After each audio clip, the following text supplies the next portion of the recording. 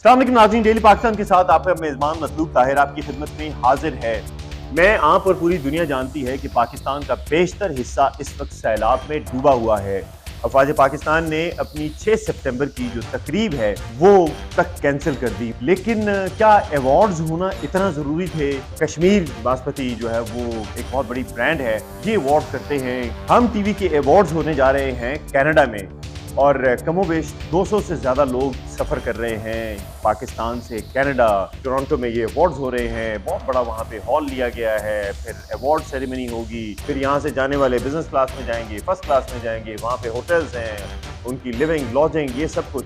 तो क्या ये अच्छा होता कि ये एक्टर्स जितने भी हैं ये वैसे तो बहुत बड़ी बड़ी बातें करते हैं, हुकूमतों पे तनकीद करते हैं, इदारों पे तनकीद करते हैं, जो कि बहुत अच्छी बात है, करनी भी चाहिए, लेकिन अपने हिस्से की शमा जलाने का क्या ये भी एक अच्छा तरीका नहीं था कि इस साल ये ब्रांड भी अवार्ड ना करती, ये टेलीविज़न भी अवार्ड ना करता और ये अनाउंस करते कि जनाब हमारे अवार्ड्स पे मिसाल के तौर पे अगर 10 करोड़ रुपया खर्चा आ रहा था तो वो 10 करोड़ रुपया हम इन लोगों की रिहेबिलिटेशन के लिए लगाएंगे, सैलाब ज़दा इलाकों में जाएंगे। आप यकीन मानिए, आप वो फुटेजेस देखें, लोगों के घर तबाह हो गए, उनके पास खाने के लिए कुछ नहीं, उनका माल मवेशी, उनकी फसलें सब कुछ तबाह हो गया। तो ऐसे हालात में तो बहुत लग्जरी लाइफस्टाइल गुजारना बहुत अच्छी बात नहीं है। वो सारी चीज़ें एक जगह पे और दूसरी तरफ अवार्ड्स, ये बिल्कुल बहुत बाद की चीज़ है। यानी आप अगर इस बात से अंदाज़ा लगाएं कि कोविड के 3 सालों में ये अवार्ड्स नहीं हुए, तो अगर कोविड के दौरान ये नहीं हो सकते हैं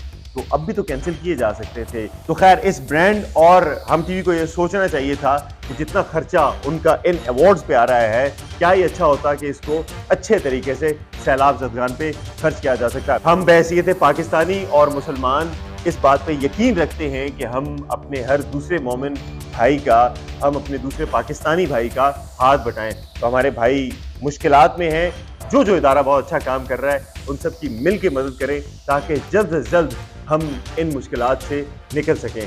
अपने मेज़बान को इस दुआ के साथ इजाज़त दीजिए कि आने वाले दिन महीने साल पाकिस्तान और वतन अज़ीज़ के लिए अच्छे हों। देखते रहिए डेली पाकिस्तान और अपनी फीडबैक से आगाह करते दीजिए। अल्लाह।